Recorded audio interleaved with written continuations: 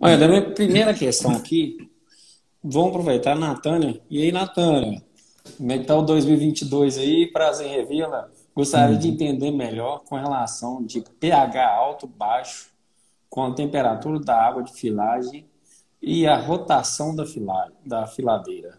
Pergunta Sim. boa, hein? É.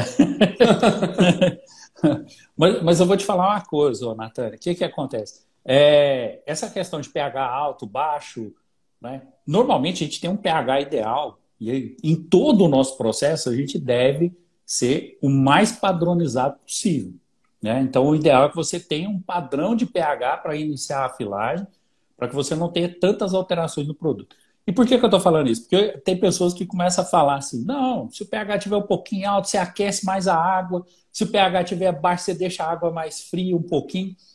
Para com isso, né? Esse é o tipo de processo que a gente não pode ter numa fábrica. A gente tem que ter o máximo de padrão possível para que você tenha resultados padronizados. Processo de fabricação, né, de filagem com variação de temperatura de água, de pH de massa, vai sair queijo? Vai. Você sempre vai ter o queijo lá, a mussarela lá no final. Agora, se ela vai atender o seu mercado, se ela vai ter problema de trinca, se ela vai ter que ficar uma mussarela mole, é outra história. Então, por isso que o ideal é a gente não ter essas variações, elas serem dentro de uma faixa. É claro que assim, não tem como eu falar com você, fila toda a sua mussarela com pH 5,1. Impossível disso acontecer, né? O que que a gente precisa? De uma faixa.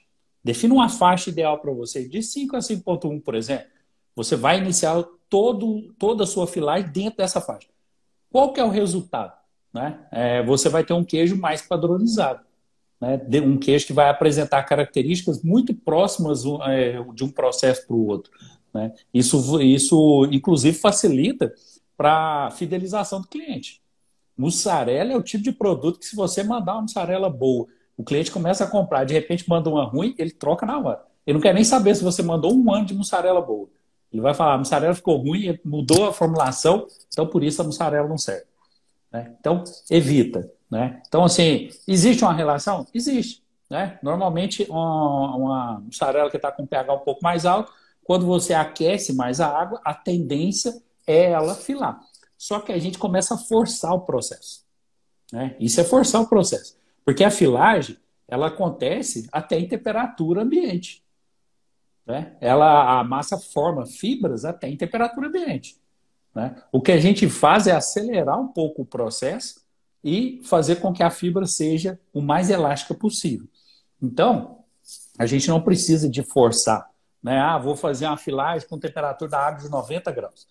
Normalmente você não está filando, você está derretendo a massa e ela está esticando, né? Então tem que tomar cuidado com isso, né? Então, assim, defina faixa de pH para iniciar. Lembrando que a faixa, normalmente, ela varia entre 4,9 e 5,1.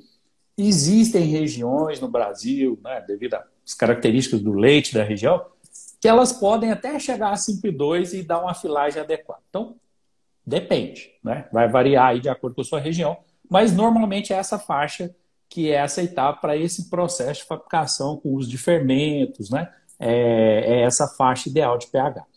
E temperatura da água, a gente precisa avaliar o seguinte: a gente precisa avaliar não só o equipamento em si, mas também a peça no final do processo, que é o mais importante, né? O mais importante do processo de filagem é a temperatura da peça lá no final, né? Aí, o que essa temperatura vai influenciar? Ela influencia em diversos problemas da mussarela, diversos defeitos, né?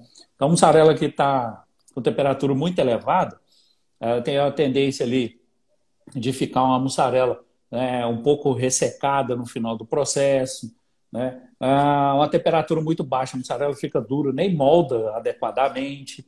Então, tem diversos problemas. Qual que é a temperatura ideal, né? A temperatura ideal é no máximo 60 graus Celsius na peça. Então, assim, qual que é a temperatura ideal de filagem? Vai depender. Porque assim, eu já peguei cliente que tinha equipamento que tinha uma eficiência na troca de temperatura tão grande que ele fazia a filagem com temperatura de 65, a água, e a peça saía com 58. né? Ou seja, está excelente. Né? Então a troca é muito boa. Só que eu já tive cliente que teve que fazer a filagem com temperatura de 75, 77 para a peça sair com 58. Então isso depende muito do equipamento, da eficiência da troca térmica no equipamento.